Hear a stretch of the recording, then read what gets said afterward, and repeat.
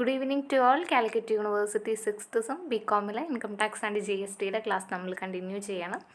അപ്പോൾ ഇതൊരു പുതിയ ചാപ്റ്ററാണ്, payment of tax and GST. അതായത് GSTയുടെ പേരും പറഞ്ഞിട്ട് നമ്മൾ പേ ചെയ്യുന്ന വിവിധ തരത്തിലുള്ള ടാക്സുകൾ. ഓക്കെ, അതായത് നമുക്കിപ്പോൾ കോമൺ ആയിട്ട് നമുക്കറിയുന്നുണ്ടായിരിക്കാം CGST, അതായത് സെൻട്രൽ GST, പിന്നെ SGST, അതുപോലെ തന്നെ UTGST, IGST, അത്തരത്തിലുള്ള കുറച്ച് GSTകളാണ് നമുക്ക് കോമൺ ആയിട്ട് അറിയുന്നത്. അതായത് സെൻട്രൽ ഗവൺമെൻറ്റിലോട്ട് അടയ്ക്കുന്നത് CGST, സ്റ്റേറ്റിലോട്ടാണെങ്കിൽ അത് SGST, പിന്നെ ബാക്കിയുള്ളതെല്ലാം ഇവർ രണ്ടുപേരും കൂടെ എന്ത് ചെയ്തു ഡിവൈഡ് ചെയ്തെടുക്കും.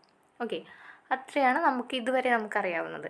ഇത് കൂടാതെ ഇനിയുണ്ട് GSTയുടെ പേരും പറഞ്ഞിട്ട് ഓരോ ഇൻഡിവിജ്വലും ഓരോ പേയ്മെൻറ്റ് ചെയ്യുന്നത് ടാക്സ്. അപ്പോൾ അതിൽ ഫസ്റ്റ് പറയുന്നതാണ് TDS, tax deducted at source. അതുപോലെ തന്നെ TCS, tax collected at source. പിന്നെ നമ്മളിങ്ങനെ ടാക്സ് അടയ്ക്കാത്തതിൻ്റെ പേരിൽ വരുന്ന ഇൻട്രസ്റ്റുകൾ, പെനാൽറ്റി, ഫീസ് അല്ലെങ്കിൽ അതർ മോഡ് ഓഫ് പേയ്മെൻറ്റ്സ് ഒക്കെ നമ്മൾ ഈ GSTയുടെ പേര് പറഞ്ഞിട്ട് നമ്മൾ അടയ്ക്കുന്ന ടാക്സുകളാണ്. അതാണ് payment of tax and GST എന്ന് പറയുന്നത്. Okay, every registered person is required to compute his tax liability on a monthly basis by setting off the input tax credit against the outward tax liability. If there is any balance tax liability, the same is required to be paid to the government in the GST regime for any intrastate supply. Taxes to be paid are the central GST and the state GST going into the account of concerned state government. Okay, for any interstate supply, tax to be paid is integrated GST, which will have components of both CGST and SGST. In addition, അതിനൊക്കെ പുറമെ certain categories of registered person will require to pay to the tax to the government account tax deducted at the source. അതായത് ചില registered persons ഗവൺമെൻറ്റിൻ്റെ അക്കൗണ്ടിലോട്ട് tax deducted at source TDS എന്ന് പറഞ്ഞിട്ടും അതുപോലെ തന്നെ tax collected at source TCS എന്ന് പറഞ്ഞിട്ടും നമ്മൾ പേ ചെയ്യും.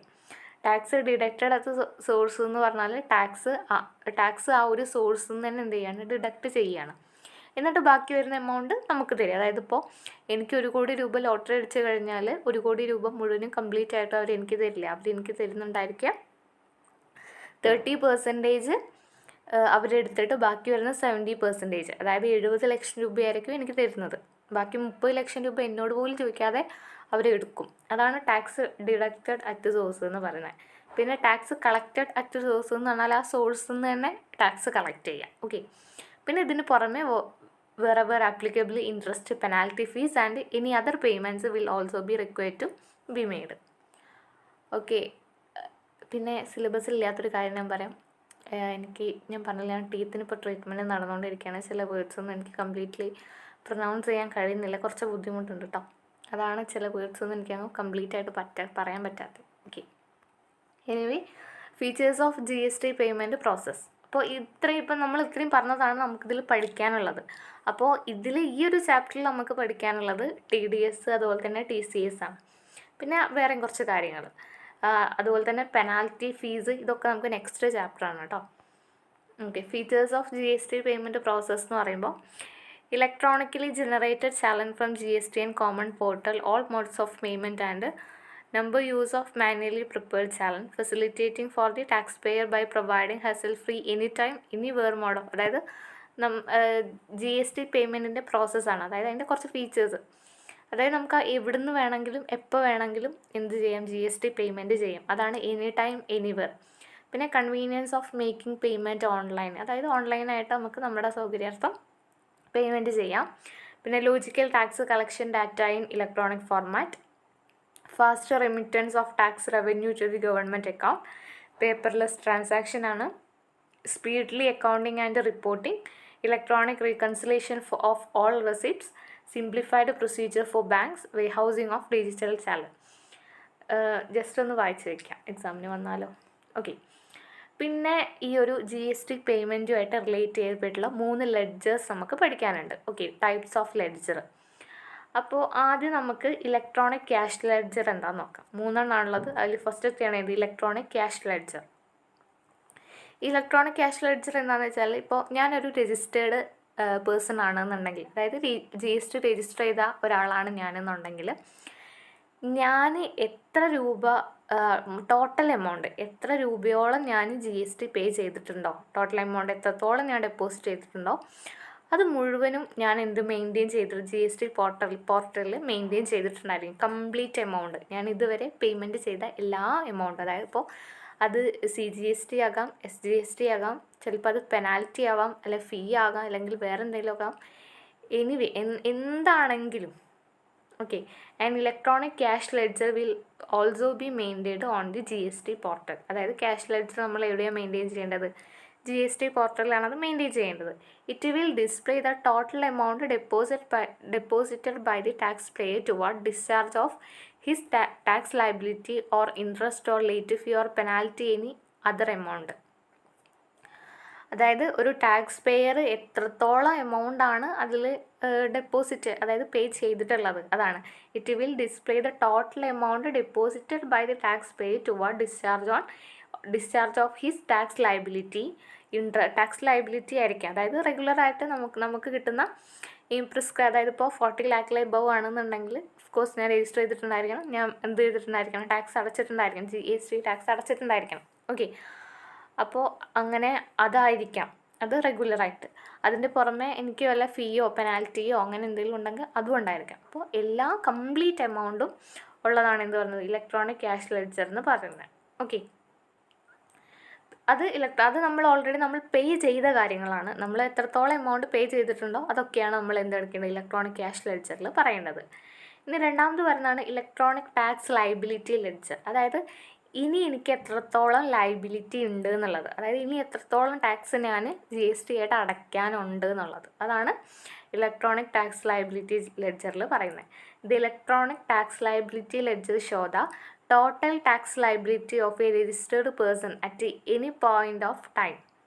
This details can be accessed on the GST portal of a registered payer. Registered പേരുടെ GST പോർട്ടൽ ആക്സസ് ചെയ്ത് നമുക്ക് ആ ഡീറ്റെയിൽസ് കാണാൻ കഴിയും. ഓക്കെ, അതായത് നമുക്ക് എത്രത്തോളം ടാക്സ് ലയബിലിറ്റി ഇനി ഉണ്ട് ഇനി പോയിന്റ് ഓഫ് ടൈമിൽ, അതാണ് എന്ത് പറയുന്നത്, ഇലക്ട്രോണിക് ടാക്സ് ലയബിലിറ്റി ലെഡ്ജർ. അത് ഇൻട്രസ്റ്റ് ആയിരിക്കാം, ലേറ്റ് ഫീ ആയിരിക്കാം, TDS ആയിരിക്കാം, TCS ആയിരിക്കാം, അല്ല റെഗുലർ ടാക്സ് ആയിരിക്കും, എന്തായിരിക്കാം. അപ്പോൾ ഇനി എത്രത്തോളം അടയ്ക്കാനുണ്ട് എന്നുള്ളതാണ് electronic tax liability ledger. Electronic cash ledger നമ്മൾ എത്രത്തോളം അടച്ചിട്ടുണ്ട് എന്നുള്ളത്. ഇലക്ട്രോണിക് ടാക്സ് ലയബിലിറ്റി ലെഡ്ജർ എന്ന് പറയുമ്പോൾ ഇനി എത്രത്തോളം ഞാൻ അടയ്ക്കാനുണ്ട് എന്നുള്ളത്. മൂന്നാമത് പറയുന്നതാണ് electronic credit ledger. Electronic credit ledger എന്താണെന്ന് വെച്ചാൽ, ഇപ്പോൾ ഞാനൊരു രജിസ്റ്റേർഡ് സപ്ലയറാണ്, GST രജിസ്റ്റർ ചെയ്തിട്ടുള്ള ഗുഡ്സ് ആൻഡ് സർവീസ് സപ്ലൈ ചെയ്യുന്ന ഒരു സപ്ലയറാണ് ഞാൻ. ഓക്കെ, അപ്പോൾ എനിക്ക് ഗുഡ്സ് സപ്ലൈ ചെയ്യണമെന്നുണ്ടെങ്കിൽ ഞാൻ വേറൊരു സപ്ലയറുടെ കയ്യിൽ നിന്ന് അത് വാങ്ങിച്ചിട്ടുണ്ടായിരിക്കാം. എന്നിട്ട് വേണം ഞാനത് നിങ്ങൾക്ക് തരാൻ വേണ്ടി. നിങ്ങളാണ് എൻ്റെ കയ്യിൽ നിന്ന് സാധനം വാങ്ങിക്കുന്നത് വിചാരിക്കുക. ഓക്കെ, അപ്പോൾ ഞാൻ ഗുഡ്സ് വാങ്ങിക്കുമ്പോൾ ഞാൻ ഓഫ് കോഴ്സ് എന്തടയ്ക്കണം, GST പേ ചെയ്യണം. അതായത് ഞാൻ എൻ്റെ ഹോൾസെയിലർക്ക് ഞാനത് സാധനം വാങ്ങിക്കുമ്പോൾ ടാക്സ് ലയബിലിറ്റി GST കൊടുത്തിട്ടുണ്ടായിരിക്കും. ഓക്കെ, ഇനി നിങ്ങൾ എൻ്റെ കയ്യിൽ നിന്ന് വാങ്ങിക്കുമ്പോൾ നിങ്ങളുടെ കയ്യിൽ നിന്ന് GST അടക്കമുള്ള എമൗണ്ട് ഞാൻ മേടിക്കണം. ഓക്കെ, അതായത് ഇപ്പോൾ 10,000 രൂപയാണ് ടാക്സ് ലയബിലിറ്റി മൊത്തത്തിൽ എന്ന് വിചാരിക്കാം. അതായത് ഞാനൊരു രജിസ്റ്റേർഡ് സപ്ലയറാണ്. അപ്പോൾ എൻ്റെ കയ്യിലുള്ള ഒരു സാധനത്തിന് മൊത്തത്തിലുള്ള ടാക്സ് ലയബിലിറ്റി എന്ന് പറയുന്നത് 10,000 രൂപയാണ്. ഓക്കെ, അത് ഞാൻ വേറൊരു സപ്ലയറുടെ കയ്യിൽ നിന്ന് ഞാൻ മേടിച്ചതായിരിക്കുമല്ലോ, സാധനം എന്തെങ്കിലും പൊട്ടി മുളയ്ക്കുന്നല്ലേ, ഞാൻ വേറൊരു സപ്ലയറുടെ കയ്യിൽ നിന്ന് വാങ്ങിക്കുന്നല്ലേ. ഓക്കെ, അപ്പോൾ ഞാൻ ആ സപ്ലയറുടെ കയ്യിൽ നിന്ന് ഞാനത് വാങ്ങിക്കുമ്പോൾ ഞാൻ അയാൾക്ക് ഈ ഗുഡ്സിൻ്റെ പ്രൈസും അതിൻ്റെ കൂടെ തന്നെ അതിൻ്റെ ടാക്സും കൂടെ ഉള്ള അടക്കമാണ് ഞാൻ എമൗണ്ട് പേ ചെയ്തത്. അതായത് GST എമൗണ്ട് ഞാൻ 5,000 രൂപ ഓൾറെഡി ഞാൻ അയാൾക്ക് പേയ്മെൻറ്റ് ചെയ്തിട്ടുണ്ട്. ഓക്കെ, ഓൾറെഡി ഞാൻ ഹോൾസെയിലർക്ക് ആ ഗുഡ്സിൻ്റെ പ്രൈസിന് എത്ര കൊടുത്തിട്ടുള്ളത്, 5,000 രൂപ ഞാൻ ഓൾറെഡി GST അടച്ചിട്ടുണ്ട്. ഇനി ആ ഗുഡ്സിൽ വരുന്നത് GST എമൗണ്ട് വരുന്നത് ബാക്കി 5,000, കാരണം 10,000 അല്ലേ ടോട്ടൽ GST വരുന്നത്, അതിൽ 5,000 ഞാൻ കൊടുത്തു, ഇനി 5,000 ആണുള്ളത്. ഈ 5,000 ഞാൻ നിങ്ങളുടെ കയ്യിൽ നിന്ന് വാങ്ങിക്കും. നിങ്ങൾ എൻ്റെ കയ്യിൽ നിന്ന് സാധനം വാങ്ങിക്കുമ്പോൾ ഞാൻ ആ ബാക്കി 5,000 ഞാൻ നിങ്ങളുടെ കയ്യിൽ നിന്ന് വാങ്ങിക്കും. അപ്പോൾ 10,000 ആയി. ഈ 10,000 ഞാൻ ആർക്ക് അടയ്ക്കണം? ഗവൺമെൻറ്റിലോട്ട് അടയ്ക്കണം. കാരണം അതിൻ്റെ GST എന്ന് പറയുന്നത് ടോട്ടൽ 10,000 ആണ്. പക്ഷേ ഞാൻ അത്രയും എമൗണ്ട് അടയ്ക്കേണ്ട ആവശ്യമില്ല. ഞാൻ നിങ്ങളുടെ നിന്ന് വാങ്ങിച്ച 5,000 രൂപ മാത്രം അടച്ചാൽ മതി. കാരണം എന്താ, ബാക്കി 5,000 ഞാൻ ഓൾറെഡി എൻ്റെ ഹോൾസെയിലർക്ക് ഞാൻ ഓൾറെഡി അവിടെ 5,000 GST എമൗണ്ട് പേ ചെയ്തിട്ടുണ്ട്. അതിനി ഹോൾസെയിലറുടെ റെസ്പോൺസിബിലിറ്റിയാണ് GST എമൗണ്ട് അത് പേ ചെയ്യുക എന്നുള്ളത്. ഓക്കെ, അതാണ് ഈ പറഞ്ഞത് ഇൻപുട്ട് ടാക്സ് ക്രെഡിറ്റ് എന്ന് പറയുന്നത്. നിങ്ങൾക്ക് പറഞ്ഞത് മനസ്സിലായിട്ടുണ്ടാവുമെന്നറിയില്ല. നമുക്ക് ഈ ഒരു ഇൻപുട്ട് ടാക്സ് ക്രെഡിറ്റിനെ കുറിച്ചിട്ട് ഈ ഒരു ചാപ്റ്ററിൽ തന്നെ നമുക്ക് ഒന്നുകൂടെ എക്സ്പ്ലെയിൻ ചെയ്ത് പറയാനുണ്ട്. അപ്പോൾ ഞാൻ അതിൽ പറഞ്ഞുതരാം. ഓക്കെ, അപ്പോൾ നിങ്ങളുടേന്ന് ഞാൻ വാങ്ങിച്ചതും ഞാൻ സപ്ലയർക്ക് കൊടുത്ത 5,000 ഞാൻ നിങ്ങളുടെ നിന്ന് വാങ്ങിച്ച 5,000 ഉണ്ടല്ലോ. അപ്പോൾ ഇത് ചിലപ്പോൾ ഈ പറഞ്ഞ കേസിൽ സിമ്പിളാണ്. 5,000 സുഖമാണ്. പക്ഷേ എല്ലാ കേസിലും അത്ര സുഖമായിക്കൊള്ളണമെന്നില്ല എമൗണ്ട് പറയുന്നത്. അപ്പോൾ അത് അത്തരത്തിലുള്ള ബുക്സ് ഓഫ് അക്കൗണ്ട്സ്, അതായത് ഞാൻ ഇത്ര കൊടുത്തിട്ടുണ്ട്, ഇനി എനിക്ക് ഇത്ര തരണം, ആ ഒരു ഇതുണ്ടല്ലോ, ആ ഒരു ഡിഫറൻസ് അത് മെയിൻറ്റെയിൻ ചെയ്യുന്ന അതാണ് പറയുന്നത് ഇലക്ട്രോണിക് ക്രെഡിറ്റ് ലെഡ്ജർ എന്ന് പറയുന്നത്. All the tax paid on the input would be recorded in the electronic credit ledger. The input tax credit in each of the cases mentioned below shall also അതാണ് പറയുന്നത് electronic credit ledger എന്ന് പറയുന്നത്. Okay, പറഞ്ഞത് മനസ്സിലായിട്ടുണ്ടാവുമെന്ന് വിചാരിക്കുന്നു. പിന്നെ next പറയുന്നതാണ് payment of tax electronically. അതായത് tax pay ചെയ്യുന്ന ആ ഒരു mode. Okay, payment of tax electronically 2 തരത്തിലുള്ള ടാക്സ് ഉള്ളത്. ഒന്ന് റെഗുലർ ടാക്സ് ഉണ്ട്, പിന്നെ ഒന്ന് ഇൻട്രസ്റ്റ് ആൻഡ് പെനാൽറ്റീസ് ഉണ്ട്. റെഗുലർ ടാക്സ് ആകുമ്പോൾ നമുക്ക് ക്യാഷ് ആയിട്ടും അതുപോലെ തന്നെ ITC എന്ന് പറയുമ്പോൾ ഇൻപുട്ട് ടാക്സ് ക്രെഡിറ്റ്, ഞാൻ നേരത്തെ പറഞ്ഞ സംഭവമില്ലേ അത്. അപ്പോൾ നമുക്ക് ക്യാഷ് ആയിട്ടും കൊടുക്കാം, ഇൻപുട്ട് ടാക്സ് ആയിട്ടും കൊടുക്കാം. ഇൻപുട്ട് ടാക്സ് ക്രെഡിറ്റ് എന്ന് പറയുമ്പോൾ ഞാൻ ഓൾറെഡി അവിടെ 5,000 കൊടുത്തിട്ടുണ്ടല്ലോ, അപ്പോൾ ബാക്കി ഇനി എനിക്ക് 5,000 കൊടുത്താൽ മതി. അതാണ് ഇൻപുട്ട് ടാക്സ് ക്രെഡിറ്റിൻ്റെ കേസിൽ പറയുന്നത്. ബാലൻസ് എമൗണ്ട് സപ്ലയർ കൊടുത്തോളും. അതാണ് റെഗുലർ ടാക്സിൽ ക്യാഷ് ആയിട്ടും കൊടുക്കാം, ഇൻപുട്ട് ടാക്സ് ക്രെഡിറ്റ് ആയിട്ടും കൊടുക്കാം.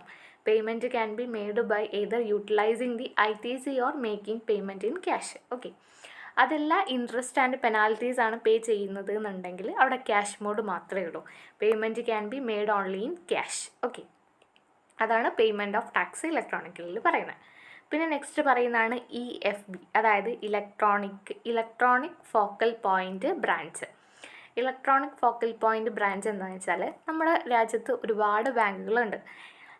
എല്ലാ ബാങ്ക്സിനുമില്ല, ചില ഓതറൈസ്ഡ് ബാങ്ക്സിൻ്റെയൊക്കെ ഒരു ബ്രാഞ്ച് നമ്മൾ ഈ GSTക്ക് വേണ്ടിയിട്ട് ഓതറൈസ് ചെയ്തിട്ടുള്ളതായിരിക്കും. അതാണ് ഇലക്ട്രോണിക് ഫോക്കൽ പോയിൻറ്റ് ബ്രാഞ്ച് എന്ന് പറയുന്നത്. Okay, this are the branches of authorised bank which are authorised to collect payment of GST collect ചെയ്യുന്നതിന് വേണ്ടിയിട്ട് ഓതറൈസ് ചെയ്ത ബാങ്കിൻ്റെ ബ്രാഞ്ചിനെയാണ് നമ്മൾ എന്ത് പറയുന്നത് ഇലക്ട്രോണിക് ഫോക്കൽ പോയിൻറ്റ് ബ്രാഞ്ച് എന്ന് പറയുന്നത്. Okay, each authorised bank will nominate only 1 branch as ഈ electronical focal point branch for pan India transactions. Okay, അതാണ് ഇലക്ട്രോണിക് ഫോക്കൽ പോയിൻറ്റ് ബ്രാഞ്ച് എന്ന് പറയുന്നത്. ഓക്കെ, പിന്നെ നെക്സ്റ്റ് പറയുന്നതാണ് ടാക്സ് ഡിഡക്ഷൻ അറ്റ് സോഴ്സ്. അതായത് ഇപ്പോൾ നമുക്കറിയാം, ഇപ്പോൾ ലോട്ടറി അടിച്ച കേസാണ് നമ്മൾ TDSൻ്റെ കേസിൽ നോർമലി പറയാറ്. അതായത് നമുക്കിപ്പോൾ 1 കോടി രൂപ ലോട്ടറി അടിച്ചാൽ 30% അവരുടെ ടാക്സ് എടുക്കും, ബാക്കി 70% ആയിരിക്കും നമുക്ക് തരാം. അത് നോർമലായിട്ട് നമ്മൾ പറയുന്നത്. പക്ഷേ നമ്മളിവിടെ GST ആണ് ഡിസ്കസ് ചെയ്യുന്നത്. സോ ഇവിടെ ഗുഡ്സ് ആൻഡ് സർവീസിൻ്റെ സപ്ലൈ ആയിരിക്കും നമ്മൾ പറയേണ്ടത്. ഓക്കെ, അപ്പോൾ tax deduction at source under GST. Okay, അതായത് ഞാനൊരു രജിസ്റ്റേർഡ് സപ്ലയർ ആണെന്ന് വിചാരിക്കാം. എൻ്റെ കുറച്ച് ഗുഡ്സ് ഞാനൊരു ഗവൺമെൻറ് ഡിപ്പാർട്ട്മെൻറ്റിലേക്ക് സപ്ലൈ ചെയ്തു. ഓക്കെ, അപ്പോൾ ഗുഡ്സ് ഓഫ് കോഴ്സ് സപ്ലൈ ചെയ്യുമ്പോൾ ഓഫ് കോഴ്സ് എന്തുണ്ടായിരിക്കും, ടാക്സ് ഉണ്ടായിരിക്കും. അപ്പോൾ അവർക്ക് സാധനം കൊടുത്താൽ അവരെനിക്ക് പൈസ തരണം, അത് നോർമലല്ലേ. അപ്പോൾ ആ പൈസയുടെ കൂടെ തന്നെ ടാക്സും തരണം. പക്ഷെ അവരെന്ത് തരില്ല, ടാക്സ് തരില്ല എന്നല്ല, ഒരു സർട്ടൻ പെർസെൻറ്റേജ് അവർ തരില്ല, ബാക്കി അവർ തരും. അതായത് 2% അവരവിടെ എന്ത് ചെയ്യും, പിടിക്കും, എന്നിട്ട് അവരത് ഗവൺമെൻറ്റിലോട്ട് അടയ്ക്കും. അതായത് 20% ആണ് GST റേറ്റ് വന്നത് എന്നുണ്ടെങ്കിൽ 18% അവർ തരും, ബാക്കി 2% GST ഇല്ലേ അത് അവർ കൊണ്ടുപോയിട്ട് ഗവൺമെൻറ്റിലോട്ട് അടയ്ക്കും. അതാണ് പറയുന്നത്. TDS works on the concept that every person making specified type of payment to any person shall deduct tax at the rate prescribed in the tax laws and deposit the same into the government accounts. Okay, അതാണ് tax deduction at source എന്ന് പറയുന്നത്. അപ്പോൾ എല്ലാ government ഡിപ്പാർട്ട്മെൻറ്റ്സിലും അങ്ങനെ കണ്ട എല്ലാവർക്കും ഒന്നും നമുക്ക് TDS പിടിക്കാൻ കഴിയില്ല. ആർക്കൊക്കെ പിടിക്കാൻ കഴിയുന്നത്? Person liable to deduct TDS and GST law. ഫസ്റ്റത്തെ ആളാണ് a department or an establishment of central government or state government. Central ഗവൺമെൻറ്റിൻ്റെയോ സ്റ്റേറ്റ് ഗവൺമെൻറ്റിൻ്റെയോ ഡിപ്പാർട്ട്മെൻറ്റോ അല്ലെങ്കിൽ എസ്റ്റാബ്ലിഷ്മെൻറ്റോ. പിന്നെ ലോക്കൽ അതോറിറ്റി, പിന്നെ ഗവൺമെൻറ് ഏജൻസീസ്, പിന്നെ such person or category of person as may be notified by the government. അതായത് ഗവൺമെൻറ് നോട്ടിഫൈ ചെയ്തിട്ടുള്ള മേ ബി ഒരു വ്യക്തി ആയിരിക്കാം, അല്ലെങ്കിൽ ഒരു ഗ്രൂപ്പ് ഓഫ് പേഴ്സൺ ആയിരിക്കാം, അല്ലെങ്കിൽ കാറ്റഗറി ഓഫ് പേഴ്സൺ. ഓക്കെ, പിന്നെ a society established by central or any state government or a local authority and the society is registered under societies registration act. പിന്നെ public sector undertakings. ഒരു 5 നിങ്ങൾക്ക് easy ആയിട്ട് തോന്നിയത് പഠിച്ചു വയ്ക്കുക കേട്ടോ. അതാണ് എന്ത് പറയുന്നത്? Person liable to deduct TDS and GST law. പിന്നെ നെക്സ്റ്റ് പറയുന്നതാണ് rate of TDS. Rate of TDS എന്ന് പറയുമ്പോൾ 2.5 ലക്ഷം രൂപയിൽ കൂടുതലാണ് അവിടെ ആ സപ്ലൈ നടന്നതെന്നുണ്ട്. അതായത് ഞാനിപ്പോൾ ഞാനൊരു രജിസ്റ്റേർഡ് GSTയിൽ രജിസ്റ്റർ ചെയ്തിട്ടുള്ള ഒരാളാണ്. ഓക്കെ, അപ്പോൾ എൻ്റെ കുറച്ച് ഗുഡ്സ് ഞാൻ ഗവൺമെൻറ് ഓഫീസിലോട്ട് എന്ത് ചെയ്യാണ്? സപ്ലൈ ചെയ്യാണ്. അപ്പോൾ അതിൻ്റെ പ്രൈസ് 2.5 ലക്ഷം രൂപയിൽ കൂടുതലാണെന്നുണ്ടെങ്കിൽ 2% അവർ അവിടെ പിടിച്ചിട്ട് ബാക്കി വേണം അവരെനിക്ക് തരാൻ വേണ്ടിയിട്ട്. ഓക്കെ, അതാണ് rate of 2%. TDS is to be deducted at the rate of 2% on payment made to the supplier of taxable goods and or services where the total value of such supply under an individual contract exceed 2,15,000 rupees. Okay, പിന്നെ next പറയുന്നതാണ് TCS. TCS എന്ന് പറഞ്ഞാൽ tax collected at source. അതായത് നമ്മുടെ ഈ commercial ഓപ്പറേറ്ററൊക്കെ ആയിരിക്കും ഈ tax collected at source പിടിക്കുന്നുണ്ടായിരിക്കും. അതിനകത്ത് എന്താണ് കൊമേഴ്സ് ഓപ്പറേറ്റർ എന്ന് അറിയണം. അതായത് നമ്മളിപ്പോൾ ഈ ആമസോൺ, ഫ്ലിപ്കാർട്ട്, മീഷോ, മിന്ത്ര എന്നൊക്കെ പറഞ്ഞിട്ട് ഒരുപാട് ഓൺലൈൻ പ്ലാറ്റ്ഫോമുകളുണ്ട്. ഇവിടെ നിന്നൊക്കെ നമ്മൾ സാധനം പർച്ചേസ് ചെയ്യുന്നതാണ്. ആക്ച്വലി ഈ സാധനങ്ങളിലൊന്നും ഇവരുടേതല്ല. ആമസോൺകാരുടെയോ അല്ലെങ്കിൽ ഫ്ലിപ്കാർട്ട്കാരുടെയോ മീഷോക്കാരുടെയോ ഒന്നുമല്ല സാധനങ്ങൾ. അതിനൊക്കെ വേറെ ഓണേഴ്സാണ്. ലൈക്ക് നമ്മളെ ആ സപ്ലയറേയും അതുപോലെ തന്നെ നമ്മളെ രണ്ടുപേരെയും ബയ്യറേയും സപ്ലയറേയും ലിങ്ക് ചെയ്യുക എന്നുള്ളതാണ് ഇവർ ചെയ്യുന്നത്. ഈ കൊമേഴ്സ് ഓപ്പറേറ്റർ ചെയ്യുന്നത്. അതിനുള്ളൊരു പ്ലാറ്റ്ഫോം അവർ ഒരുക്കി തരിക. അത്രയാണ് അവർ ചെയ്യുന്നത്. അപ്പോൾ അവരായിരിക്കും എന്ത് പിടിക്കുന്നത്? ഈ ഒരു GST പിടിക്കുന്നുണ്ടായിരിക്കും. അതായത് 500 രൂപയാണ് ഇപ്പോൾ ഒരു സാധനത്തിൻ്റെ വില. ഞാൻ ഫ്ലിപ്കാർട്ടിൽ നിന്ന് ഒരു സാധനം മേടിച്ചപ്പോൾ അതിൻ്റെ 500 രൂപയാണ് അതിൻ്റെ GST അടക്കമുള്ള എമൗണ്ട്. GST എന്ന് പറയുന്നത് 100 രൂപയാണെന്ന് വിചാരിക്കുക. ഓക്കെ, അപ്പോൾ ബാക്കി 400 രൂപ. അപ്പോൾ 400 രൂപ ആമസോൺ ഫ്ലിപ്കാർട്ടല്ലേ പറഞ്ഞാൽ ഫ്ലിപ്കാർട്ടുകാർ ആർക്ക് കൊടുക്കും? അതിൻ്റെ സപ്ലയർക്ക് കൊടുക്കും. സപ്ലയർ ചിലപ്പോൾ ബാംഗ്ലൂരാണെന്നുണ്ടെങ്കിൽ ബാംഗ്ലൂരിലുള്ള സപ്ലയർക്ക് കൊടുക്കും 400 രൂപ. ബാക്കി വരുന്ന 100 രൂപ ആര് ടാക്സ് അടയ്ക്കും? ഫ്ലിപ്കാർട്ട് ഗവൺമെൻറ്റിലോട്ട് ടാക്സ് അടയ്ക്കും. അതാണ് ഇത് പറഞ്ഞത് ടാക്സ് കളക്റ്റഡ് അറ്റ് സോഴ്സ് എന്ന് പറയുന്നത്. Tax collected at source under GST means the tax collected by an commerce operator from the consideration received by it on behalf of the supplier of goods or services who makes supplies through operators online platform. TCS will be charged as a percentage on the net taxable supplies. Okay, അതാണ് TCS പറയുന്നത്. പഠിച്ചു വയ്ക്കുക കേട്ടോ. പിന്നെ നമ്മൾ നേരത്തെ പറഞ്ഞ input tax credit. Okay, input tax credit പറയാനൊന്നുമില്ല. നേരത്തെ പറഞ്ഞ അതിൻ്റെ സംഗതി, വേറെ കൂടുതലൊന്നുമില്ല. അതായത് ഞാനൊരു രജിസ്റ്റേർഡ് സപ്ലയറാണ്. അപ്പോൾ എൻ്റെ കയ്യിൽ കുറേ സാധനങ്ങളുണ്ട്. അപ്പോൾ ഈ സാധനങ്ങളൊക്കെ എങ്ങനെയാണ് വരുന്നത്? ഞാൻ വേറൊരു സപ്ലയറുടെ കയ്യിൽ നിന്ന് വാങ്ങിക്കുന്നതായിരിക്കും. ഓക്കെ, അപ്പോൾ സാധനം നമ്മൾ വാങ്ങിക്കുമ്പോൾ നമ്മൾ സപ്ലയർക്ക് എന്ത് കൊടുക്കണം? ക്യാഷ് കൊടുക്കണം. ഓക്കെ, ഞാനത് വാങ്ങിച്ചത് എനിക്ക് ഉപയോഗിക്കാൻ വേണ്ടിയിട്ടല്ല, ഞാൻ സപ്ലൈ ചെയ്യാൻ വേണ്ടിയിട്ട് വാങ്ങിച്ചതാണ്. അപ്പോൾ ഞാനത് എന്ത് ചെയ്തു? അപ്പോൾ 20,000 രൂപയാണ് എന്ത് വിചാരിക്കുക ടോട്ടൽ GST ആ ഒരു സാധനത്തിൽ നിന്ന് വരുന്നതെന്ന് വിചാരിക്കുക. ഓക്കെ, അപ്പോൾ 10,000 രൂപ ഞാൻ ആ സാധനം മേടിക്കുമ്പോൾ എൻ്റെ സപ്ലയർക്ക് 10,000 രൂപ GST ഞാൻ കൊടുത്തു. ഓക്കെ, അതായത് 1 ലക്ഷം രൂപയാണ് സാധനത്തിൻ്റെ വില വരുന്നത്, 20,000 രൂപയാണ് അതിൻ്റെ GST വരുന്നത്. ഓക്കെ, അപ്പോൾ 1,10,000 രൂപ ഞാൻ സപ്ലയർക്ക് ഓൾറെഡി കൊടുത്തു. ഓക്കെ, ഇനി GST വരുന്നത് വെറും 10,000 ആണ്. അപ്പോൾ ഈ 10,000 എനിക്ക് തരേണ്ടത് നിങ്ങളാണ്. എന്നിട്ട് വേണം എനിക്കത് കൊണ്ടുപോയിട്ട് ഗവൺമെൻറ്റിലോട്ട് GST പേയ്മെൻറ്റ് ചെയ്യാൻ വേണ്ടിയിട്ട്. മനസ്സിലായോ? അപ്പോൾ അതാണ് എന്ത് പറയുന്നത്, ഇൻപുട്ട് ടാക്സ് ക്രെഡിറ്റ് എന്ന് പറഞ്ഞപ്പോൾ ഗവൺമെൻറ്റിലോട്ട് ഇനി ഞാൻ ടാക്സ് അടയ്ക്കുമ്പോൾ എത്ര അടച്ചാൽ മതി? വെറും 10,000 അടച്ചാൽ മതി. കാരണം എന്താ, ബാക്കി 10,000 ഞാൻ ഓൾറെഡി എൻ്റെ സപ്ലയർക്ക് കൊടുത്തിട്ടുണ്ട്. ഇനി ആ സപ്ലയറുടെ റെസ്പോൺസിബിലിറ്റിയാണ് ഗവൺമെൻറ്റിലോട്ട് ആ 10,000 ടാക്സ് പേ ചെയ്യുക എന്നുള്ളത്. അതാണ് ഇൻപുട്ട് ടാക്സ് ക്രെഡിറ്റ് എന്ന് പറയുന്നത്. Input credit means at the time of paying tax on output. അതായത് ഔട്ട്പുട്ട് കിട്ടുമ്പോഴാണ് നമ്മൾ എന്തടയ്ക്കേണ്ടത്? ടാക്സ് പേ ചെയ്യേണ്ടത്. A dealer or trader can reduce the tax which is already paid on input and pay the balance amount. അതായത് ഒരു ഡീലർക്കോ അല്ലെങ്കിൽ ട്രേഡർക്കോ ഇത്തരത്തിലുള്ള output tax നമുക്ക് എന്ത് ചെയ്യാൻ കഴിയും? ഇൻപുട്ടിൽ നിന്നും റിഡ്യൂസ് ചെയ്യാൻ കഴിയും. എന്നിട്ട് ബാക്കിയുള്ള എമൗണ്ട് നമ്മൾ എന്ത് ചെയ്താൽ മതി? പേ ചെയ്താൽ മതി. When a trader buys a product or services from a registered dealer, he pays taxes on the purchase. Okay. On selling, he collects the tax. He can adjust taxes paid at the time of purchases with the amount of output tax, and balance liability of tax has to pay to the government. Balance amount മാത്രം pay ചെയ്താൽ മതി. This mechanism is called utilisation of input tax credit. ഇതിനെയാണ് നമ്മൾ എന്ത് പറയുന്നത്?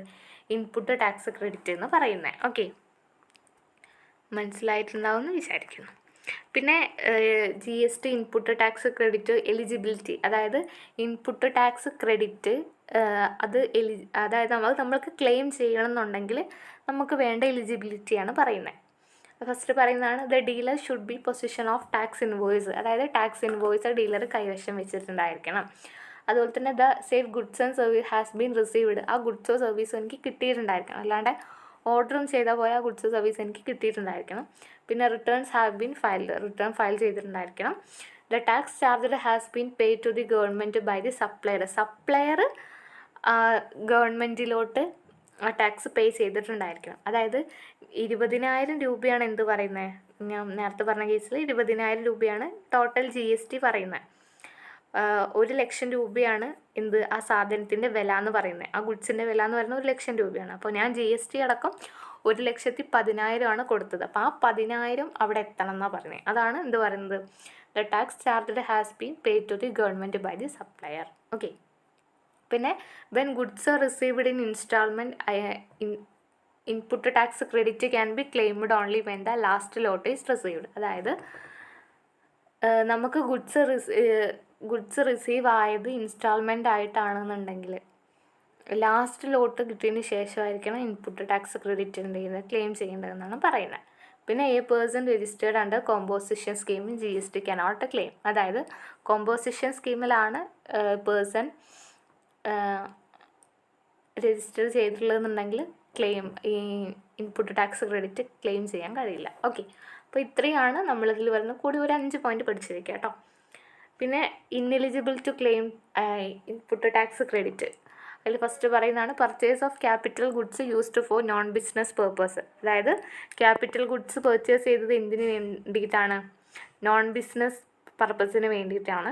പിന്നെ composition dealers, പിന്നെ purchase of capital goods used for manufacturing exempted goods, പിന്നെ ബ്ലോക്ക്ഡ് ക്രെഡിറ്റ്സ്. ഓക്കെ, ടെക്സ്റ്റ് ബുക്കിൽ നിങ്ങൾക്ക് ഒരുപാട് കാര്യങ്ങൾ കൊടുത്തിട്ടുണ്ട്. എല്ലാം കൂടി ഒന്നും പഠിക്കാമെന്നുണ്ടെങ്കിൽ പഠിച്ചോളൂ. ടെക്സ്റ്റ് ബുക്ക് ഉണ്ടെന്നുണ്ടെങ്കിൽ നിങ്ങളെല്ലാം ജസ്റ്റ് റീഡ് ഔട്ട് ചെയ്യുന്നത് നല്ലതായിരിക്കും. അതുകൊണ്ടാണ് ഞാൻ ഈ ഒരു സബ്ജക്റ്റ് തുടങ്ങുന്ന സമയത്തേ പറഞ്ഞത് ടെക്സ്റ്റ് ബുക്ക് വാങ്ങിക്കാൻ വേണ്ടിയിട്ട്. വാങ്ങിച്ചിട്ടുള്ളവർക്ക് യൂസ്ഫുള്ളായിരിക്കും. അല്ലാത്തവർക്ക് PDF ഒക്കെ ഉണ്ടെന്നുണ്ടെങ്കിൽ പ്രിൻ്റൊക്കെ എടുത്ത് പഠിക്കുന്നത് നല്ലതാണ്. അപ്പോൾ ഇനിയിപ്പോൾ 2-3 ദിവസം കൂടെ അല്ലേ ഉള്ളൂ.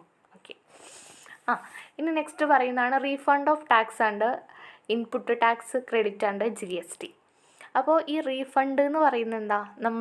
നമ്മൾ കൂടുതൽ എമൗണ്ട് ടാക്സ് അടച്ചിട്ടുണ്ടെങ്കിൽ ഗവൺമെൻറ്റിൽ നിന്ന് തിരിച്ചിങ്ങോട്ട് നമ്മുടെ ടാക്സ് എമൗണ്ട് തിരികെ തരിക. അതാണ് റീഫണ്ട് എന്ന് പറയുന്നത്. ഈ GSTയുടെ കേസിൽ റീഫണ്ട്, അതായത് ഗുഡ്സ് ആൻഡ് സർവീസ് സപ്ലൈ ചെയ്യുമ്പോൾ ഇങ്ങനെ റീഫണ്ട് വരിക എന്നുണ്ടെങ്കിൽ ഞാൻ പറഞ്ഞുതരാം. അതായത് ഞാനൊരു രജിസ്റ്റേർഡ് സപ്ലയറാണ്, നിങ്ങൾക്കറിയാമല്ലോ, ഞാനൊരു രജിസ്റ്റേർഡ് സപ്ലയറാണ്. അപ്പോൾ ഞാൻ കുറേ ഗുഡ്സ് ഞാൻ എന്ത് ചെയ്തു, ഞാൻ വാങ്ങിച്ചു. അപ്പോൾ ഗുഡ്സ് ഞാൻ വാങ്ങിക്കുമ്പോൾ ഓഫ്കോഴ്സ് ഞാൻ എന്തടയ്ക്കണം, ടാക്സ് അടയ്ക്കണം. ടാക്സ് അടച്ചിട്ട് തന്നെയാണ് ഞാൻ എന്ത് ചെയ്തത്, ഞാൻ വാങ്ങിച്ചത്. ഇനി എനിക്കത് സെയിൽ ചെയ്യണം. സെയിൽ ചെയ്യുമ്പോൾ നിങ്ങൾക്കാണ് സെയിൽ ചെയ്യുന്നതെന്നുണ്ടെങ്കിൽ എനിക്ക് എന്ത് തരും, ആ ടാക്സിൻ്റെ എമൗണ്ടും കൂടെ തരുന്നിട്ടായിരിക്കും നിങ്ങൾ മുഴുവൻ എമൗണ്ട് തരുന്നുണ്ടായിരിക്കും. ടാക്സ് എമൗണ്ട് നിങ്ങൾ തരുമല്ലോ. എന്നിട്ട് അത് വേണം എനിക്ക് എന്തടയ്ക്കാൻ വേണ്ടിയിട്ട്, ഗവൺമെൻറ്റിലോട്ട് ടാക്സ് അടയ്ക്കാൻ വേണ്ടിയിട്ട് നിങ്ങൾ തരുന്ന എമൗണ്ട്. പക്ഷേ ഞാൻ വാങ്ങിക്കുമ്പോൾ ഞാൻ എന്ത് കൊടുത്തിട്ടുണ്ടായിരുന്നു, ടാക്സ് കൊടുത്തിട്ടുണ്ടായിരുന്നു. പക്ഷേ ഈ ഗുഡ്സ് പോണത് ഒരു സ്പെഷ്യൽ എക്കോണമിക് സോണിലോട്ടാണ്. അങ്ങനത്തെ കാറ്റഗറി ഓഫ് ഏരിയാസ് ഉണ്ടല്ലോ, അതായത് GST അടയ്ക്കേണ്ടാത്ത ഏരിയാസ്. ഓക്കെ, അങ്ങനെയാണെങ്കിൽ അവരെനിക്ക് എന്ത് തരില്ല, GST തരില്ല. അപ്പം ഞാനാണെങ്കിൽ ഇവിടെ GST അടച്ചിട്ടുണ്ട്. അപ്പോൾ ആ എമൗണ്ട്, അതായത് ഞാൻ അടച്ച എമൗണ്ട് എനിക്ക് റീഫണ്ട് കിട്ടും. അതാണ് എന്ത് പറയുന്നത്, refund of tax and input tax credit and GST എന്ന് പറയുന്നത്. പറഞ്ഞത് മനസ്സിലായിട്ടുണ്ടാവും എന്ന് വിചാരിക്കുന്നു. ഈ സ്പെഷ്യൽ എക്കോണമിക് സോണിൽ അതൊക്കെ നമുക്ക് ഫസ്റ്റ്, അതായത് ഐ തിങ്ക് നമ്മുടെ ഇൻകം ടാക്സിൻ്റെ ക്ലാസ്സിൽ ഉണ്ടായിരുന്നതാണെന്ന് തോന്നുന്നു. അതൊക്കെ ആ പോർഷൻസ് ഒക്കെ എനിക്ക് കറക്റ്റ് ഓർമ്മയില്ല. നിങ്ങൾ പ്ലേലിസ്റ്റ് ചെക്കൗട്ട് ചെയ്താൽ മതി. ഫസ്റ്റ് മുതൽ വീഡിയോ കാണുന്നവരാണെങ്കിൽ അറിയുന്നുണ്ടായിരിക്കും. എനിക്കത് പറഞ്ഞൊക്കെ നല്ല ഓർമ്മയുണ്ട്. ഓക്കെ, അപ്പോൾ അതിനെയാണ് എന്ത് പറഞ്ഞത്, refund of tax and input tax credit and GST എന്ന് പറയുന്നത്. ഓക്കെ, അപ്പോൾ നമുക്കിത് നോക്കാം. Any person claiming the refund of the GST tax or the interest paid should make an application in a period of 2 years from the relevant date using form GST RFD electronically. അതായത് ഇത്തരത്തിലുള്ള ഏതെങ്കിലും തരത്തിലുള്ള refund ഏതെങ്കിലും ഒരു registered person ഉണ്ടെന്നുണ്ടെങ്കിൽ 2 വർഷത്തിൻ്റെ ഉള്ളിൽ തന്നെ റെലവൻ്റ് ആയിട്ടുള്ള ഒരു ഫോമിൽ ഇലക്ട്രോണിക്കലി അപ്ലൈ ചെയ്തിട്ടുണ്ടായിരിക്കണം. എന്നാൽ മാത്രമേ ആ എമൗണ്ട് എന്ത് ചെയ്തിട്ടുള്ളൂ, റീഫണ്ട് ചെയ്ത് കിട്ടത്തുള്ളൂ എന്നാണ് പറയുന്നത്. ഓക്കെ, അതല്ല ഇനി ഏതെങ്കിലും ഒരു specialised agency of the United nation organisation or any multilateral financial institution and organisation notified under the United Nations consultate of foreign emphasis are all entitled to refund of tax on inward supply of goods and services, or both. The application has to be filled for the refund before the expiry of 6 months from the last day of version, which is 6 മാസത്തിൻ്റെ ഉള്ളിൽ തന്നെ apply ഒക്കെ ചെയ്ത് ആ refund വാങ്ങിച്ചിട്ടുണ്ടായിരിക്കണം എന്നാണ് പറഞ്ഞത്. ഏതെങ്കിലും specialised agency ഇത്തരത്തിലുള്ള ഏതെങ്കിലും കേസിലാണ് റീഫണ്ട് ഉണ്ടെന്നുണ്ടെങ്കിൽ. അതെല്ലാം നോർമലായിട്ടുള്ള GST, a person claiming the refund of the GST tax on interest paid should make an application in a period of 2 years, 2 വർഷത്തിൻ്റെ ഉള്ളിൽ. ഓക്കെ, അപ്പോൾ ഇത്രയും കാര്യങ്ങളാണ് നമ്മൾ ഈ ഒരു ചാപ്റ്ററിൽ ഡിസ്കസ് ചെയ്യുന്ന. ടെക്സ്റ്റ് ബുക്ക് ഉണ്ടെന്നുണ്ടെങ്കിൽ നിങ്ങൾ ഡീറ്റെയിൽഡായിട്ടൊന്ന് നോക്കുക. ഞാൻ ഇമ്പോർട്ടൻ്റ് ആയിട്ടുള്ള കാര്യങ്ങൾ മാത്രമാണ് പറയുന്നത് കേട്ടോ. ഓക്കെ, ടെക്സ്റ്റിൽ ഒരുപാട് കാര്യങ്ങൾ കൊടുത്തിട്ടുണ്ട്, വേണ്ടതും വേണ്ടാത്തതുമായിട്ടുള്ളത്. അപ്പോൾ നിങ്ങൾക്ക് എല്ലാം ഒന്ന് ജസ്റ്റ് റീഡ് ചെയ്യുന്നത് നല്ലതായിരിക്കും. ഓക്കെ, അപ്പോൾ ഇത്രയും പറഞ്ഞതിൽ വല്ല ഡൗട്ട്സ് ഉണ്ടെങ്കിൽ കമൻറ്റ് ചെയ്യാൻ, നിങ്ങൾ നിങ്ങളുടെ ഫ്രണ്ട്സിനൊക്കെ ഷെയർ ചെയ്ത് കൊടുക്കുക. Okay, thank you.